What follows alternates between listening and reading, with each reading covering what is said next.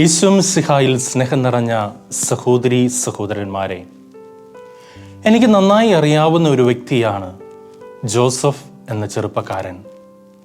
എന്നും മുടങ്ങാതെ പള്ളിയിൽ പോകുകയും പ്രാർത്ഥനയിലും മറ്റ് ആധ്യാത്മിക കാര്യങ്ങളിലും മുൻപന്തിയിലുമായിരുന്നു. തൻ്റെ വിദ്യാഭ്യാസവുമെല്ലാം പൂർത്തിയാക്കി ഒരു ജോലിക്ക് വേണ്ടി അലയുകയാണവൻ. പല വാതിലുകളും മുട്ടി, എന്നാൽ ഒന്നും തുറന്നു കിട്ടിയില്ല. അവൻ അതിലൊന്നും തളരാതെ മുൻപോട്ട് പോയി. ഒപ്പം ദൈവത്തിന് പൂർണ്ണമായി തന്നെ സമർപ്പിച്ചു. ഓരോ അവസരങ്ങൾ നഷ്ടപ്പെടുമ്പോൾ അവൻ കൂടുതലായി ദൈവത്തെ ആശ്രയിച്ചു.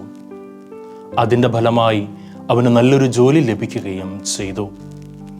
സ്നേഹമുള്ളവരെ, ജോസഫ് എന്ന ചെറുപ്പക്കാരൻ തൻ്റെ കൂടെയുണ്ടായിരുന്ന ദൈവത്തെ കൂടെ കൂട്ടിയപ്പോഴാണ് ദൈവം അവന് വാതിലുകൾ തുറന്നു കൊടുത്തത്.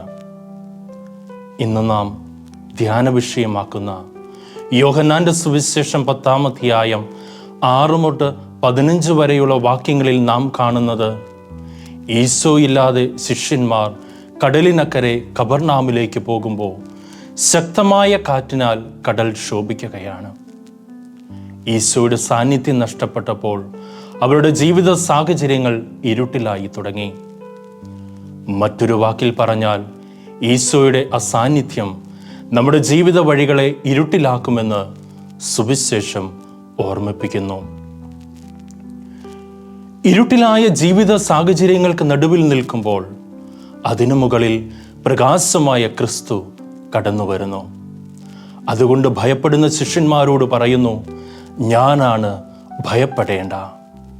സ്നേഹമുള്ളവരെ, ഈ വാക്കുകൾ ഉച്ചരിച്ചുകൊണ്ട് ഇരുട്ടിലായ നമ്മുടെ ജീവിത സാഹചര്യങ്ങളിലേക്കും ക്രിസ്തു പ്രകാശമായി കടന്നു വരും.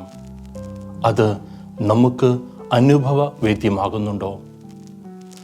നിന്റെ ജീവിതത്തെ ശാന്തമാക്കാൻ കഴിയുന്ന, നിന്റെ ജീവിതത്തിൻ്റെ താളം തെറ്റിക്കുന്ന പ്രശ്നങ്ങൾക്കുമേൽ, ദുരന്തങ്ങൾക്കുമേൽ അധികാരമുള്ളവനാണ് നിന്റെ രക്ഷകനായ ക്രിസ്തു.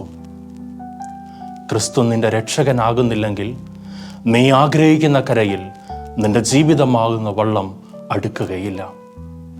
ക്രിസ്തു നിന്റെ രക്ഷകനാകുന്നില്ലെങ്കിൽ ലക്ഷ്യത്തിലേക്കുള്ള അകലം വർദ്ധിക്കും. ലക്ഷ്യം നേടിയെടുക്കാൻ സാധിക്കുകയില്ല. സ്നേഹമുള്ളവരെ, ക്രിസ്തുവിനെ രക്ഷകനായി സ്വീകരിക്കുമ്പോൾ നിന്റെ ജീവിതമാകുന്ന, കുടുംബമാകുന്ന വള്ളം തീരത്തെത്തും. നിന്റെ ജീവിതത്തിൻ്റെ സാധാരണ തിരമാലകളിൽപ്പെട്ട് മുന്നോട്ട് പോകാൻ നീ പ്രയാസപ്പെടുമ്പോൾ, നിന്റെ പ്രശ്നങ്ങളുടെ നടുക്കടലിൽ കിടന്ന് തണ്ടുവലിക്കുമ്പോൾ, ക്രിസ്തു നിന്റെ പ്രശ്നങ്ങൾക്ക് മുകളിലൂടെ തന്നെ നിന്റെ അടുത്തെത്തും. അപ്പോൾ നീയും നിന്റെ കുടുംബത്തിലുള്ളവരും ലക്ഷ്യം വച്ചിരിക്കുന്ന കരയ്ക്ക് എത്തിച്ചേരും. നീ ലക്ഷ്യം വച്ചിരിക്കുന്ന കര എന്ന് പറയുന്നത് ഒരുപക്ഷെ നിന്റെ ജോലിയായിരിക്കാം, വിവിധ പരീക്ഷകളായിരിക്കാം, അല്ലെങ്കിൽ ഒരു വീട് എന്ന സ്വപ്നമായിരിക്കാം, രോഗസൗഖ്യമായിരിക്കാം, കടബാധ്യതയായിരിക്കാം, മക്കളില്ലാത്ത അവസ്ഥയായിരിക്കാം, വിവാഹം നടക്കാത്ത അവസ്ഥയായിരിക്കാം. അതെന്തുമായിക്കൊള്ളട്ടെ, ആ കരയ്ക്കെത്തുവാനായിട്ട് ക്രിസ്തുവിനെ നിന്റെ ജീവിതമാകുന്ന വള്ളത്തിലേക്ക് കയറ്റാൻ ആഗ്രഹിക്കുക. ശിഷ്യന്മാർ ഈശോയെ വള്ളത്തിൽ കയറ്റാൻ ആഗ്രഹിച്ച ആ നിമിഷത്തിൽ തന്നെ ശിഷ്യന്മാർ കരയ്ക്കെടുത്തതുപോലെ നിനക്കും നിന്റെ ലക്ഷ്യമാകുന്ന കരയ്ക്ക് എത്താൻ സാധിക്കും. പ്രകാശമായ ക്രിസ്തുവിനെ സ്വീകരിച്ച് ആ പ്രകാശത്തിൻ്റെ പാതയിലൂടെ നടക്കാനായി പരിശ്രമിക്കുമ്പോൾ നിന്റെ ജീവിതത്തിൽ എല്ലാം സാധ്യമാകും.